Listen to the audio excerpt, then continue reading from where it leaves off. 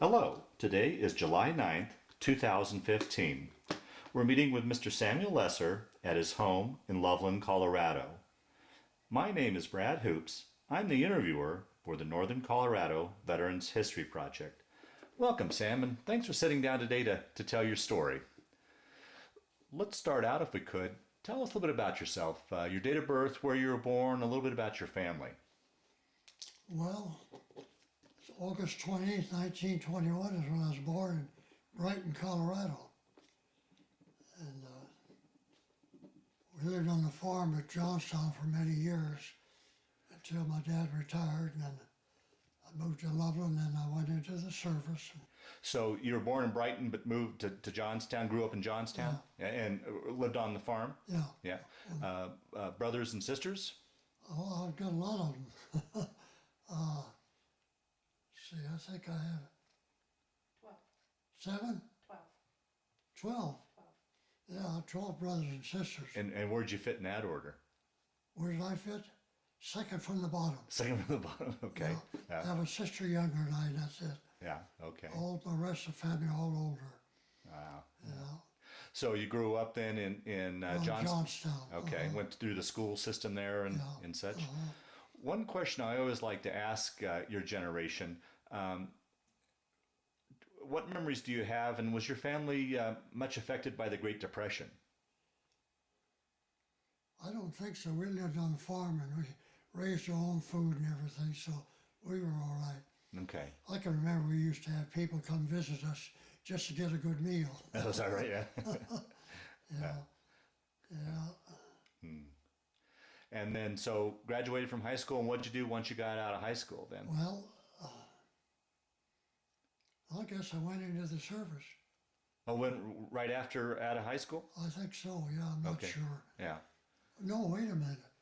I worked at Gates Rubber Company in Denver for several years, and then I was drafted, and from that time on, I spent the rest of my time in the Army for 30 years.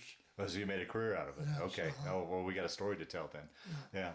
Well, I was out for a short while after World War II, and things were getting so darn tough around there, so I just went back in, and they offered me a good position, and so I took them up on it, and I spent the rest of my career in the Army. Now, do you remember where you were and what you were thinking when you heard about Pearl Harbor? Pearl Harbor.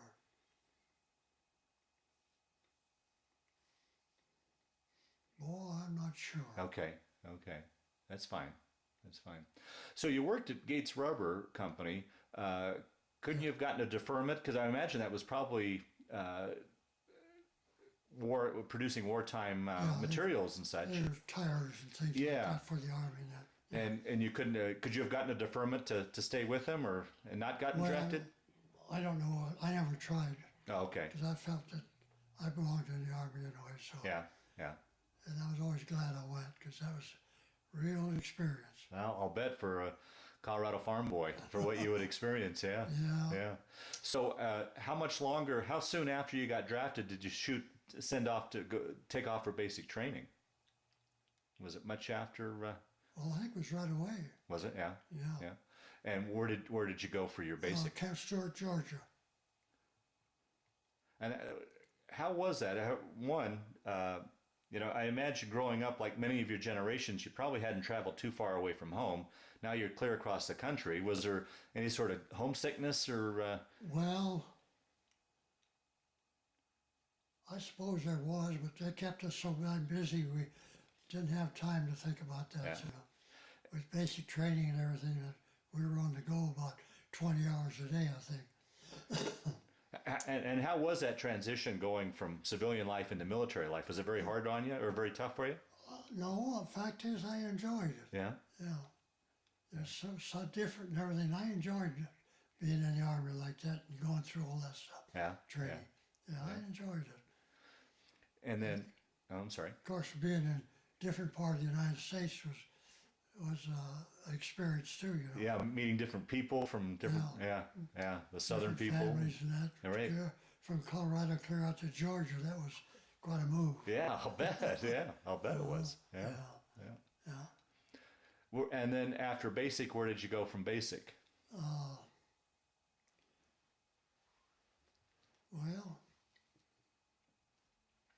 I think from basic training we went directly to the war with the invasion of southern France Oh, you were? Okay. and the invasion right away, yeah. Okay. And a troop ship across the straits and Well, let's talk about that. I mean, once again, that begs the question. Here's a farm boy from landlocked Colorado going to sea. How was that ship ride across? Did you get your sea legs? And pretty sickening. I was sick most of the time across, I think. Oh, I was, that's a terrible feeling being seasick, I tell you.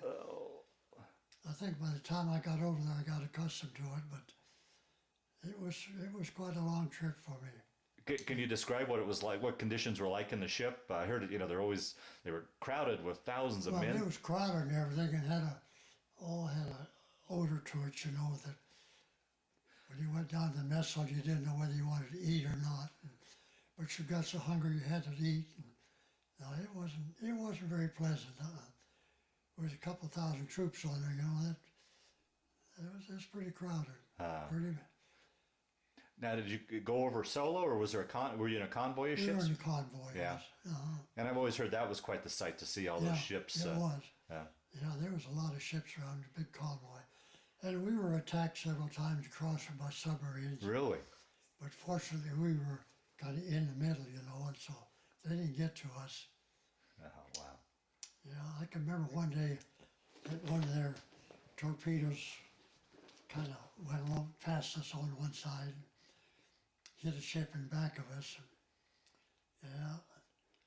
And then when we got close to shore, they'd come out with the bombers and strafed us and bombed us. But we made it through somehow or other, I don't know. Wow. Oh, The grace of God, I guess, that got us through there. I'll be darned. Yeah. Wow. Now, did you go over as a replacement, or were you in a unit when you? I was in the unit. What unit were you in? It was 451st Anti-Aircraft Artillery Unit. Okay. Yeah. So you went over. Did you guys set up before you did the invasion, or did you go right into this invasion? Where did you set up base first, or did you go right to the invasion? Well, we went right into the invasion through Anzio. And it was a couple of weeks later before we ever pulled back and set up our gun position around Anzio. And we went clear into, well, I guess we were right into Germany before we ever pulled back. Well, let's talk about. So you come across to talk about the invasion and your experiences there. Well, it's quite a sight. As far as you could see, there were ships, battleships, cruisers, troop ships, all over the place. It was, as far as you could see, it was quite a deal. And we had to sit there for a couple of days before we could unload because there were so many of them going in. And once we unloaded, let's see, where did we go to? Well, we went inland into France somewhere, I can't remember where. Marseille. And we set up our gun position around an airfield and protected that from German fighters and bombers, so they could hold our troops and supplies and then. What was your responsibility in the Mine? Yeah. Well, I was in the medical detachment, Oh, okay. so we took care of all the troops in there, health-wise. For the For 450. that battalion, no, Okay. for our battalion, yeah. Okay. Now, how did you get into the medical corps? I mean, you didn't have any medical background. How did? No, well, that wasn't by choice. When I was drafted, why, that's where they stuck me. Oh, is that right? Camp Stewart, Georgia, yeah. Yeah, they split us, infantry here and medics here, and I luckily got into the medic. Oh, Instead of boy. infantry. Didn't miss it very far, though. Yeah. And how was that? I mean, did you transition into that? I mean, how did that work out for you? Well, that worked out fine. I Yeah. enjoyed it afterwards. We had quite a lot of harrowing experiences, but we made it through the war okay. Yeah. Yeah, we made the first trip was invasion of Anzio, was it? Oh, so you were involved with the Anzio invasion as Oh, well? yeah. Oh, okay. Well, Anzio and And then southern France. southern France, and then they're hauling up into Germany and clear across there, back down into Italy, really. I went clear across Europe.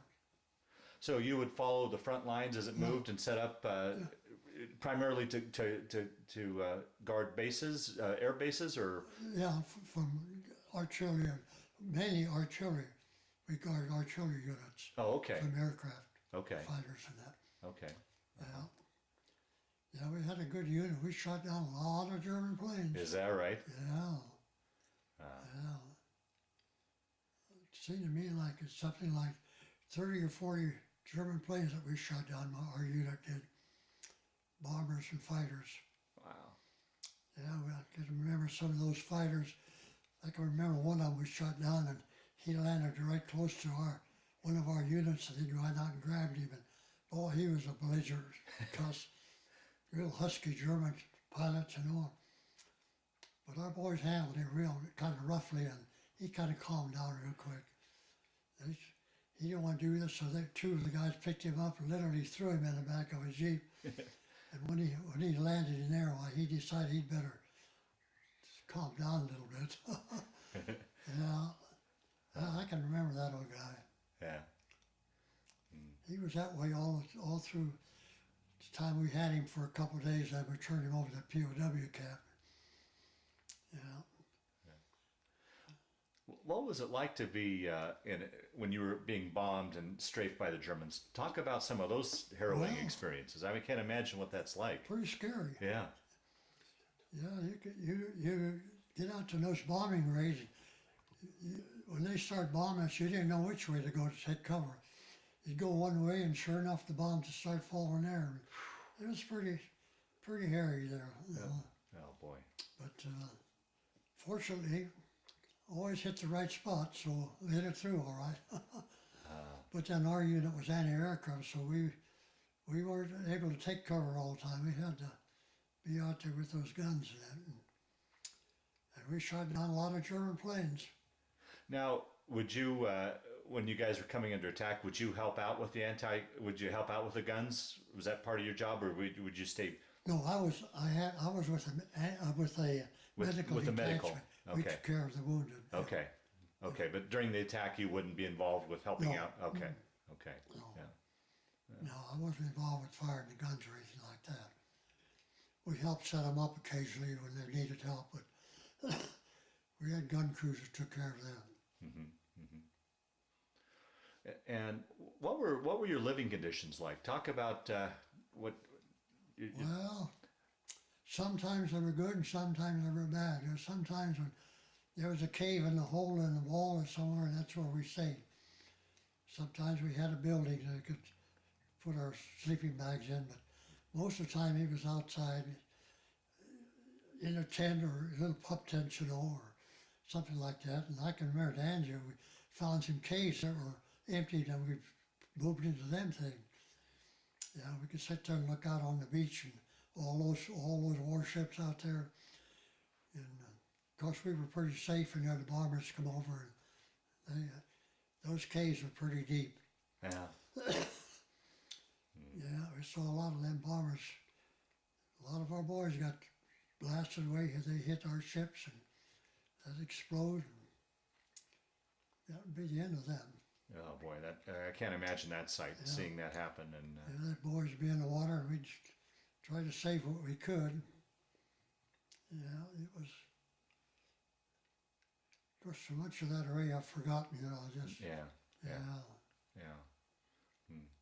And how about your food, meals, and Our food, well, sometimes they're good and sometimes bad.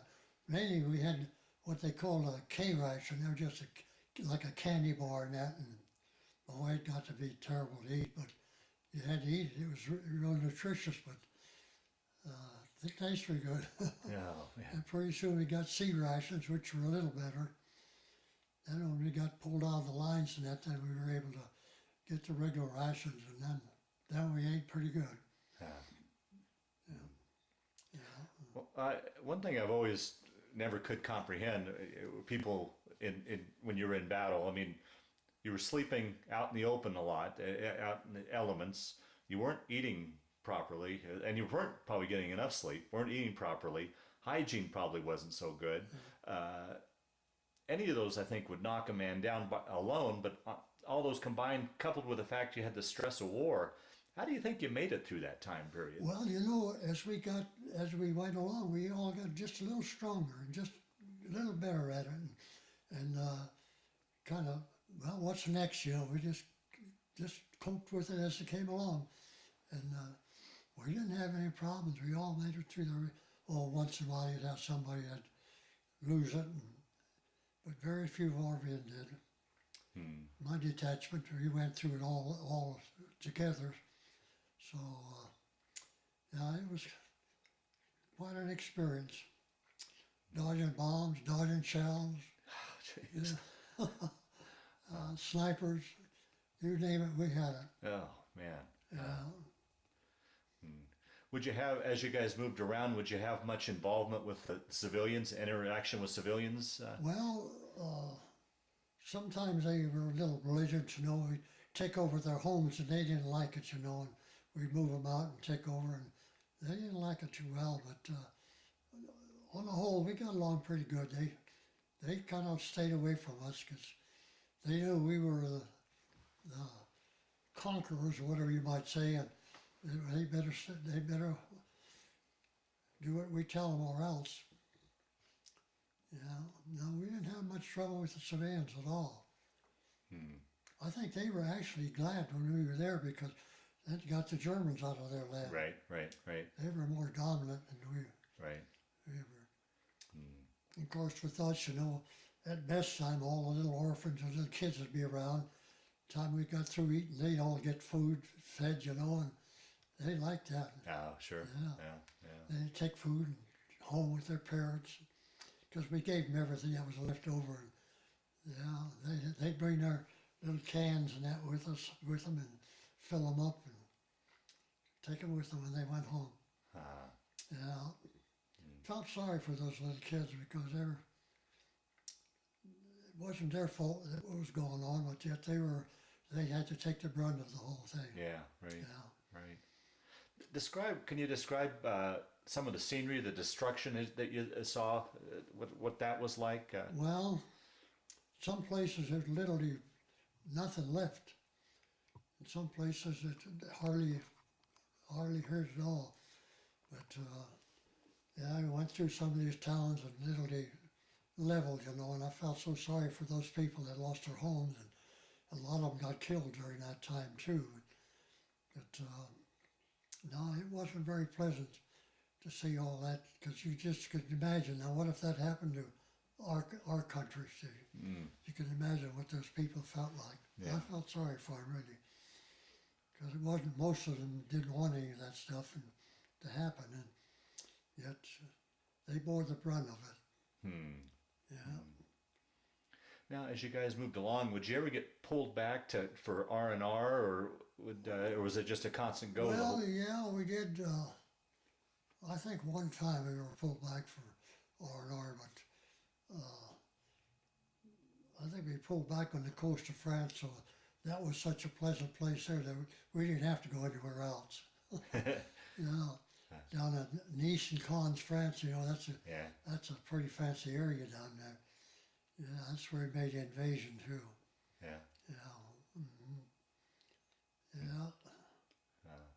Quite a time. Now, did things get easier as the war went along for you guys when we finally kind of had dominance in the air? I mean, or was it, were you constantly through the whole time being harassed by the Germans? Well, there was some times when we had a little lull, to have a few days rest, but then basically not too much. We were either shelled or bombed constantly, You never know when it was coming. Whenever you hear that old whistle, you duck. That's what the old Anzio Express coming across. Or big shells. And they had them big shells. If you happened to be looking at the right place, you could see that rascal coming. Really? Oh, man. I think it was a 240 millimeter artillery piece, and that was a big shell. But you could actually see it coming. And how was it for you exactly with your job? Was there a lot of injuries, a lot of, quite a few. and how was that dealing with? Well, you know, I didn't have much feelings about that. Whenever somebody's injured out in the field, I go. Never think about, boy, can I make it or anything? I just go. Wow. And it didn't. I always was careful, but it didn't interfere with my duty, or it didn't bother me like I worried about it all the time. I felt if I'm going to get it, I'm going to get it. There's no point in worrying about it. So I just went through it. And how was it for you? Growing up on a farm, you really had no medical background. Did you pick that up pretty quickly and easily? And Yeah, it wasn't too bad. I got that let's see, Fort Robinson, Arkansas, right through basic training. Then I was assigned to that anti-aircraft unit at Fort Stewart, Georgia. And that's where I spent the rest of my army with them. Okay. As in the medical detachment. Okay. Okay. All right. Yeah. So you guys worked your way through Europe. Do you remember where you were when it was announced that Germany surrendered? You remember that day? Yeah, I was in Germany. Were you in Germany by that point? Germany, Yeah. Durlock, Germany was the town where I was at. Yeah. Yeah, that's as far as we got. Well, for my headquarters, of course, our units were a little further on in the different towns and areas. So any aircraft unit had them battalions, and they were kind of scattered all around, watching airfields and protecting artillery units. And, Was there? Do you remember that day? Was there a celebration? Oh yeah. Yeah. Oh yeah, there was quite a celebration. I don't remember what we done anything, but I know we celebrated. Well, it must have been a relief to know, boy, yeah. I made it through. I made it through the Yeah, war. it was a big relief. Now, if I just get the rest of my tour out of here and get home, I'll be okay. Yeah. Because we weren't out of the woods yet, Right. Well, now the war still wasn't over in the Pacific. Was there any thought of you guys being transferred to the Pacific? Yeah, there was thoughts about it, but then fortunately we had enough time over there that they figured we had enough of it, so they sent us back to the States. Oh, okay. Yeah, luckily our whole unit went back together. Ended up at Camp Stewart, Georgia. And how was the return trip back? Oh, Was that any great. better than? Oh yeah. Yeah. Still got sick, but it was great coming home. Just knowing you were coming home. Yeah. But yeah. Yeah, I used to sit there and I used to enjoy watching the porpoises, and they seemed like they always wanted to follow the ships. Uh-huh. I sit there by the hour and just watch that little rascals come along. Yeah. Yeah, it was quite a trip. Much better than going across. Yeah. As I remember, I didn't get sick coming home, but I did going across. Oh man, I was sick the whole time going across. First time I'd ever been on sea. Sure. Yeah. So you're back in the States, back to Georgia. How much longer were you in the service then before you got discharged? Well, I don't know. It must have been a couple of months when I came back and I was discharged. I'm not sure. And do you remember coming back home, the reunion, coming home after being away and everything? Well, yeah, it was quite a deal with all the family and everything. Yeah, everybody's glad, and I was glad to be home. But it didn't last very long, It just got back in the routine real quick. Went to work right away, and well, how was it? Did your folks talk much about it? I mean, it must have been hard on particularly like your mom with her son over in harm's way. Did she ever talk about what she was experiencing with? Not really. Yeah. Not really. Yeah. Now, do any of your other brothers serve as well, or No, I was the only one? Wow. Yeah, the rest of them were either farmers or working in defense. Okay. They were all farmers except one, and he worked at Gates Rubber Company. And he had a job there that got him out of the service. Right. Sure. Yeah. Yeah. So then you're back in the out of the service. How was that now? That transition going from being in the Army and everything you'd gone through back to civilian life. Did you have was there much of a change or a adjustment for you? A lot of change. You just kind of, well, what am I going to do today? you know, and you wonder what's coming up tomorrow and all that. It was quite a change, you know. And you get through the day, well, boy, that was a good day. Yeah. Well, and how was it? I mean, today we talk about PTSD and the effects of war, and you know, you'd experienced a lot. Were you able to put that behind you, or would you have nightmares or anything? Well, once in a while I'd have a nightmare, but very seldom. But I didn't let it bother me. Oh, good. I just went back into civilian life, and I just put all that aside, and that's an experience, and I'll remember, but I don't want to dwell on it, you know. Yeah, yeah, yeah. Because if I'd have dwelled on it, I don't know where I'd ended up, because I went through quite a little over there, you know. Right, right. Started in Africa and ended up in Europe and made all those invasions and made it through each one of them. And, Wow. yeah, quite an experience. Uh, I wouldn't want to go through it again, but I wouldn't take $1 million for it. right. Yeah, yeah, You know, yeah, because grew up in those days. yeah. I'll bet. Yeah, that's a question I'll ask here a little bit later. So you said you got out of the service just for a little bit. You worked for a little bit and then went back into the service. I was out for, well, maybe a couple of years or something like that. I can't remember. And one day the old recruiter come around and got to talking, and he came back a couple of days later and he offered me a real good job, position. So I talked with my wife and we decided, my God, we'll go back in. So in the meantime, you had gotten married. Yeah. Okay. After you got out of the service, after you got back from Europe. After service, yeah. Okay. How did you meet your wife? Was she? Well, I knew her before I went into service. Oh, okay. So she was we the were neighbors on the farm. Okay. Before I went into service over at Berthoud. Yeah, we were neighbors. And Just neighbors, or were you sweethearts back then? Or? well, then too, I guess Yeah, it's yeah. kind of worked into that. Yeah, Okay. yeah. Well, that another question I'd like to ask. You know, in today's world, we've got computers and cell phones and instant messaging. What options did you guys have communicating back and forth back in the day? You just had the V-mail, the letters, right? She lived a quarter of a mile from there. We just walked down and visited her. Well, I mean, once you were overseas, how did you guys? Letters. Letters. That's Yeah. all. Letters. Yeah. And they would take a couple of weeks, I would imagine, to get back and forth. Yeah, but you know, you write every day, and pretty soon every day you get a letter. Is that right? Wow. Yeah. And Mayo was able to keep up with you guys as Pretty you. much so, yeah. Yeah. It was pretty good, Yeah. actually, yeah. Once in a while you get a bunch of them, and sometimes you were in a position where you couldn't get any mail, and it'd stack up in the mail depot, and then you'd have a whole bunch of them to go through. Yeah. And letters coming from you, you had to be careful what you wrote because they Oh, would yeah. censor them, right? They were all censored Yeah, all the time, yeah. yeah. And you couldn't write very much. You couldn't tell them what was going on or anything like that. Right, right. No.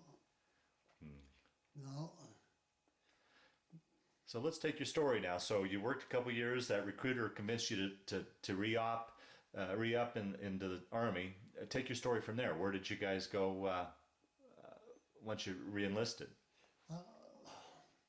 Yeah, I think I did. I was drafted once, and then I got out, and then I went back in. Yeah. And then from there I went to Camp Stewart, Georgia, took my basic training, and then I was assigned to a unit there, an anti-aircraft unit. And from there we went overseas to southern France. Yeah. Well, let's talk about now.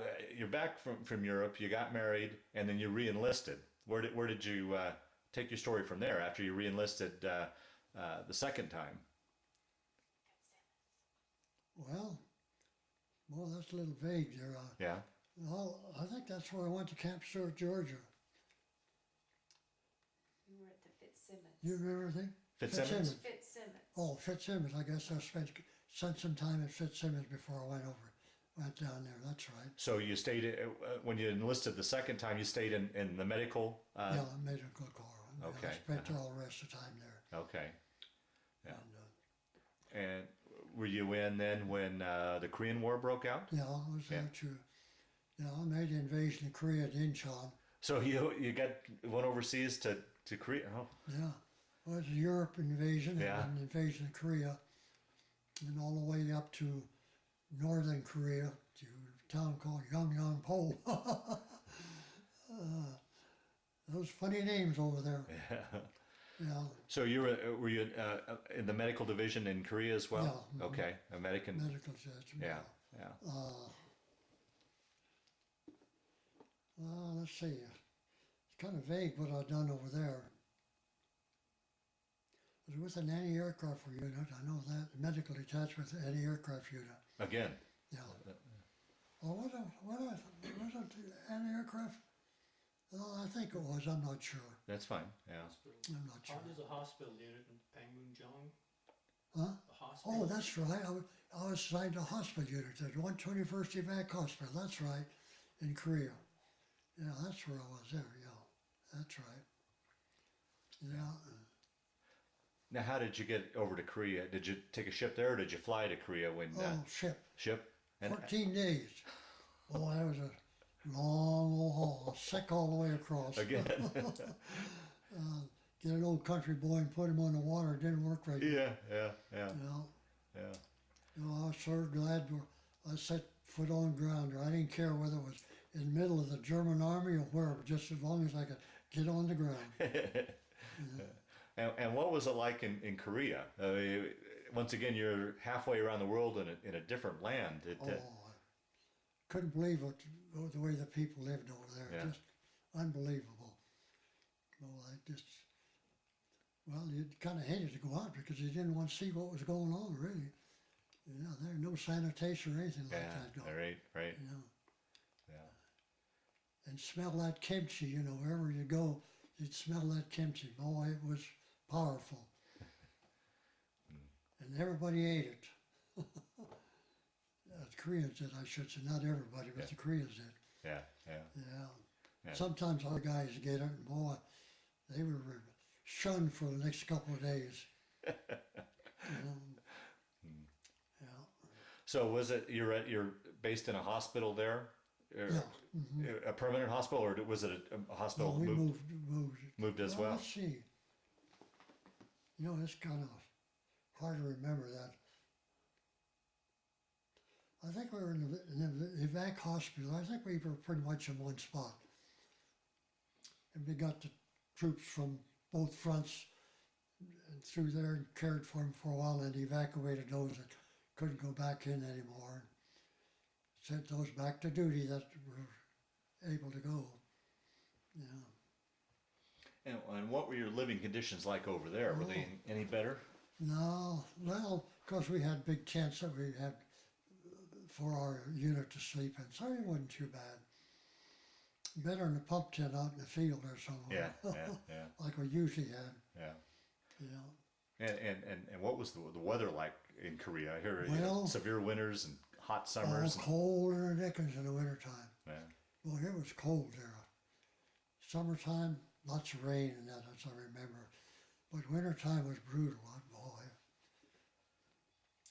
I don't think I've ever so cold in my life as I was when I was in Korea. You couldn't bundle up enough to get warm. I guess when I think of the Korean War, one of the things I think of is the TV show MASH.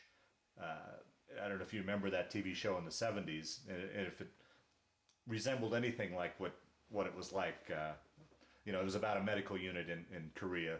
I don't know if you ever saw the show. I'm just curious if it resembled anything remotely what you guys went through. Oh, no. Yeah. Oh, no, that conditions were pretty bad over there then. I mean, you'd have to kind of hold your nose when you went through town, and we'd get out as far away from it we could to set up our camps and that. And it was pretty smelly. No, Korea wasn't a very, very good experience, really. Yeah. Were you given the opportunity to take an R&R in Japan? Yeah. And what was that like? Well, that was great. But to get over there and get a good shower, good clean clothes, and be able to walk around in like Tokyo and that, where everything was nice and clean, and that it was quite a change. And then the camps where you went to, that everything was so nice, good food and everything. You didn't even want to leave the camp; you just stay right there, mostly. It was quite an experience there. But going over there was, I never did get used to the sea until I came home. came home, I was okay. 14 days home, I didn't get sick then. I don't know, I guess it's coming home made a difference. Yeah, right. Both cases. And where did you come into the States when you came home? Newark, New Jersey. From Europe. Yeah. What about when you came back from? Korea, Do you remember? Was it Seattle or San Francisco or? no, I'm not sure, but I think it was San Diego. I'm not San sure. Diego? I think Okay. it was down there. And that was a different case. Now you're coming home to your wife, so that must have been nice to get back to civilization, to the States, to your wife, and Yeah, I think she met me out there. We spent, and I had a brother living out there, so we went and visited him for a few days before we came home. Yeah, it was, and my relatives out in California had a few of them out there. Yeah, it was really nice. yeah, Yeah, different than coming back from Korea there first time. yeah, right. Okay, so you're back from Korea, and take your career from there. Where did you guys get stationed? And what'd you do? Well, I was at Fitzsimmons for Then came back to Fitzsimmons. yeah for a while there, and then I realised I spent some more time there before I went overseas again. Right. I don't know, let's see, where did I end up at? Well, Fort Leonard, Missouri, wasn't it? From Fitzsimmons, then we lived in France. In 1957, we went back to France Yeah, for 3 years. Oh, they wow. remember better than I do. Yeah. And that's, we were Yeah, we all went to France at one time, didn't we? We spent 3 years over there. So by that point you had children. Yeah, Yeah. Okay. yeah. And my family got to come with me, and we had 3 years over which we all enjoyed. We traveled an awful lot. Oh, Every time we got a chance, we traveled. I think we saw all of Europe. quite a bit of change since you were there the first time, I imagine. Yeah. Yeah, everything, every bomb area was all repaired, and it was quite nice, really. Yeah. Especially the Riviera, that was really a nice area. Yeah, there was some nice places in France. We enjoyed every bit of it. Yeah. And then transferred back to the States then from France. Yeah. From there, we came back to Fitzsimmons, didn't we? Fitzsimmons. Then you went back to Korea, and Yeah, back to Fitzsimmons, and for a while, then I went back to Korea again for another tour duty there before I came back. I was there twice, wasn't I? They remember better than I do. Yeah. Yeah, there twice. Well, now we're getting into the '60s, and the Vietnam War breaks out. Were you involved with that at all? I think I was, wasn't I? well, you were supposed to. You were assigned to the hospital in Da Nang. Oh, You yeah. got out to San Francisco and gonna go, and somehow orders got mixed up, so they reassigned you to Memphis, Tennessee. They remember better. Yeah, that's right. My orders got screwed up, and I didn't have to go. I was scheduled to go, but for some reason or other, I came back to Colorado, didn't I? Well, and then you had to go to Memphis, Tennessee. Oh yeah, I went to Memphis. Was the hospital down or unit? I can't remember what I done down in Memphis. What did we do down there? You remember? What did I do? I think I was with the reserve unit down there. I think I was assigned to a reserve unit, hospital unit down there, as an advisor. Boy, it came close to your third war, though, huh? Yeah, well, If that orders had real been close, real close. Jeez. I got as far as California, and they canceled my orders and sent me back. Oh boy. Well, I don't know whatever happened there, but I sure was thankful. Because I thought, boy, the third time, I won't make it the third time. Third time's a charm. Yeah. I don't remember where I was scheduled to go. To Da Nang, the hospital in Da Nang. In Da Nang, that's right. Da Nang, Korea, wasn't it? Vietnam. Yeah, that's where I was scheduled to go. And somehow or other, the position got filled, so I didn't have to go, which was, I didn't regret that at all. Yeah. I was jumped for joy, probably. Got on the plane and headed back to Colorado, and right from there to Memphis, Tennessee. Yeah. And we spent a couple of years in Memphis, didn't we? Yeah, that was a nice area. We traveled all over southeastern Europe there while we were there. Yeah, when we places like that, we always took advantage of it. Yeah. Oh, and excellent. went to visit everything we could possibly see. Oh, great. And the other guys always say, well, where'd you go this weekend? And them dummies would sit there and not go anywhere, you know, and they have this opportunity, but they wouldn't go anywhere. Yeah. But we traveled all over the southeastern part of Colorado. The States. Yeah. Not Colorado, United States. I meant Yeah. to say. Yeah. Yeah. Yeah, So altogether, then you had a 30-year career. 30 years, Yeah. yeah. Finally retired in 1945, wasn't it? 1976. 76, that's right. 45, what was that? That's when I went overseas, wasn't it? Or something. Yeah. Something that sticks in my mind. Must have been that's when I went back in the service. But 1976 is when I retired, yeah. From Fitzsimmons. Yeah, Back from Fitzsimmons. Yeah. Yeah. Fitzsimmons, yeah. 30 years. Wow. Wow. And then came back and retired here in northern Colorado. Yeah, yeah, I moved to, Here. right here in this house. Well, I guess before I retired, I contracted to have this house built. And by the time I retired, it was all finished, so we moved right in. Been here ever since. Wow. Yeah, Wow. yeah. Good times, but I wouldn't want to do them again. Yeah. Yeah. No, those are times I never forget, never regret. Right. Right. Did you do anything after you retired from the service, or were you just fully retired when you No, kind I of? think I went to work didn't I? No, you were just fully retired. I guess they know more about it than I do. I guess it was after World War II that I went to work at Gates, and then I went back into service, and I didn't. I just retired. I figured that enough is enough. Yeah. Yeah. Well, I didn't need to retire. My retirement pay was good enough, Yeah. so I didn't need to work. Oh, good. And I had my home and everything already. And yeah, Well, talk a little bit about family. You've got a son and a daughter. I had both of them there. Okay. Grandchildren, great grandchildren. Have I got grandchildren? Oh yeah, how many I got? About 10? No, I don't know. Let's see. No, I gotta let them. Five grandkids. 5 grandchildren? And how many great grandchildren? 6 great grandkids. How many? 6 great grandkids. 6 great grandchildren. Look at a big family. Yeah. Yeah. Don't ask me their names. I couldn't remember them all. Yeah. You know, it's quite a time when we all get together. And how long were you and your wife married? How long we were married? 1945. When your mom died? 1960? She died in 1983. What? In 83. 83. So So it was 20 some years, huh? 30, Almost 40. almost 38 years. 40? Yeah. Not 40 quite- years, huh? Not quite 40. Yeah. Okay. They remember more than I. Yeah. And then you remarried and was married for 31 years before she passed away.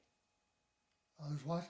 And then you remarried Jean, and you got married, and then you and Jean were married for 31 years before 31? she passed away. Oh, long time, huh? Yeah, the first wife passed away, Marion, and a couple of years later I remarried. And she just passed away last year. She passed away last year, I guess it was. Yeah. She was nursing home for a little bit, Had Alzheimer's. and then she passed away. Well, through the years, did you ever keep in touch with any of the guys you served with, or was there any sort of reunions that? Yeah, let's see. We had one reunion, didn't we? They remember better than I do. Well, I remember they did once up in Wisconsin, but I don't think you were able to go. I didn't go. But you still talk to Wally in Wisconsin? I guess and- I guess I didn't get to go to any of the reunions. They were so far away that I didn't go. But I used to visit on the telephone with a couple of them once in a while. But that was it. Yeah. Yeah.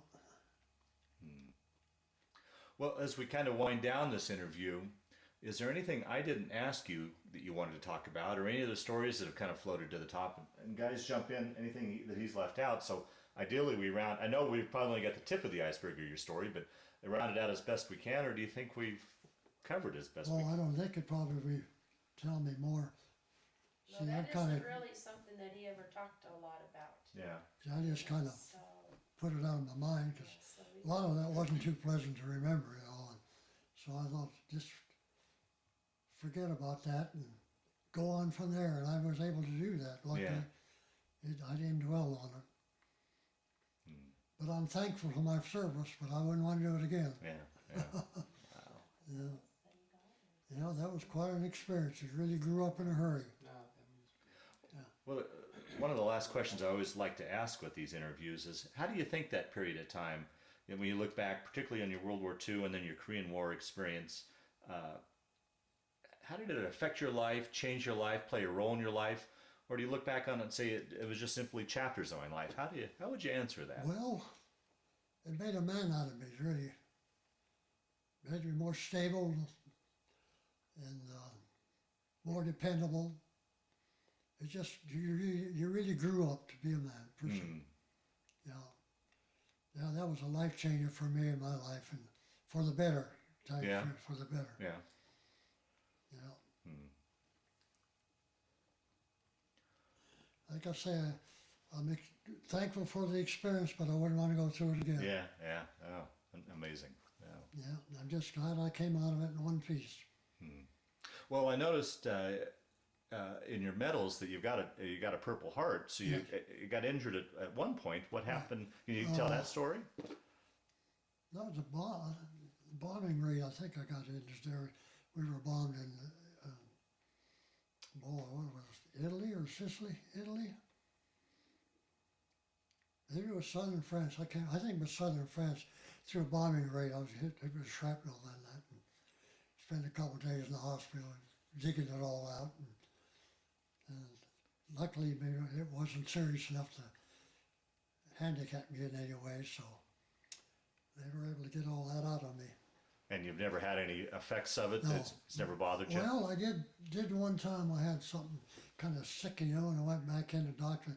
He pulled out a little piece of shrapnel that they had missed years ago. It was catching on my clothes. It was kind of strange. It just, it was about that big. I think it was out of my chest here somewhere. Little piece of shrapnel. Wow. Yeah, that was kind of funny. I'll be darned.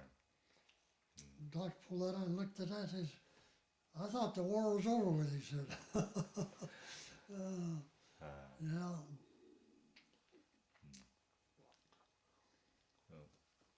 Well, Sam, I want to thank you for sitting down to tell your story today, but more importantly, I want to thank you for your service to our country. Well, you're welcome.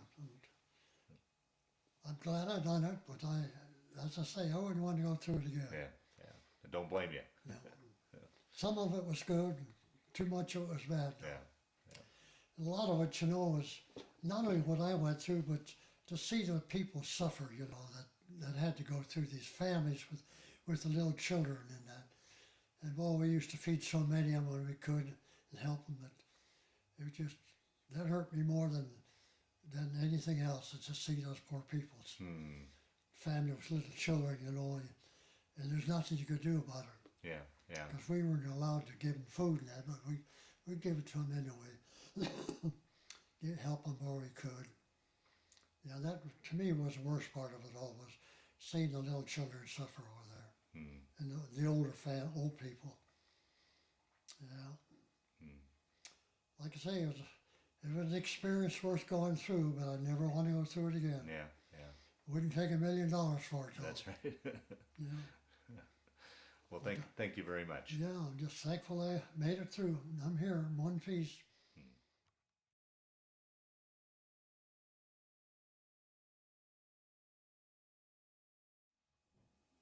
But that's our whole medical battalion right there. 451st AAA, or anti-aircraft battalion, I should say. 451st AAA Automatic Weapons Battalion. It's a long picture, so I'll scan across it. And you're at the end, Yeah. standing up there, the very end on the left, standing up.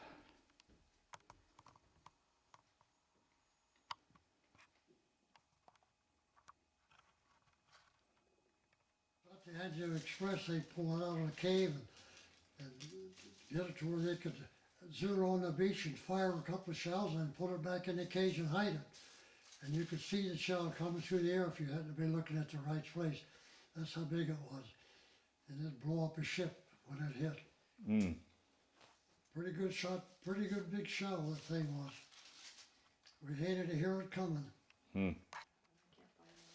Oh, that's okay. That's one of the shells that the Anzio Express fired at us on the beach at Anzio. It was every day and every night. We could hear them coming. If you're looking in the right area, you could see it coming through the air.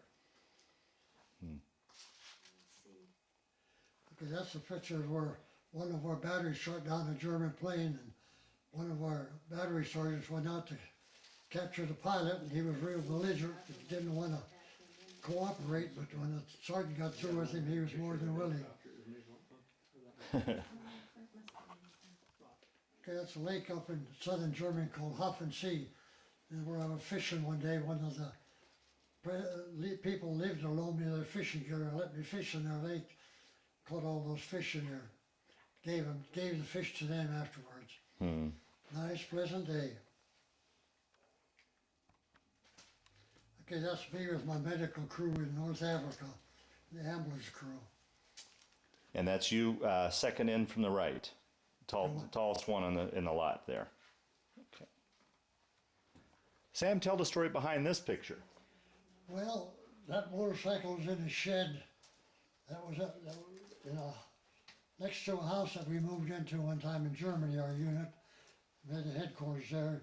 And I spotted it, so I kind of got the door off the garage and got it out and rode it around town a while until I got so many dirty looks from the Germans that I thought I'd better park it and leave it alone before I didn't make it back to the camp sometime. They didn't like it. They thought I was going to steal it, I guess. But I put it back where I got it. But I had fun riding it. Loading patients from North Korea on the hospital train, which we made a trip from north to the south every day. Pick up wounded soldiers. Hmm. This is during my first tour in Korea. Holding a picture of your wife, it looks like, huh? Huh? Holding a picture of your wife? Oh yeah. Yeah. I can see what. Yeah, holding a picture of my wife. Well, this picture of me after the war, after I got ready to retire, I guess. Okay, this picture was taken of me at my retirement. I was receiving some kind of award, but I don't remember what it was. So this picture was just taken a few years ago.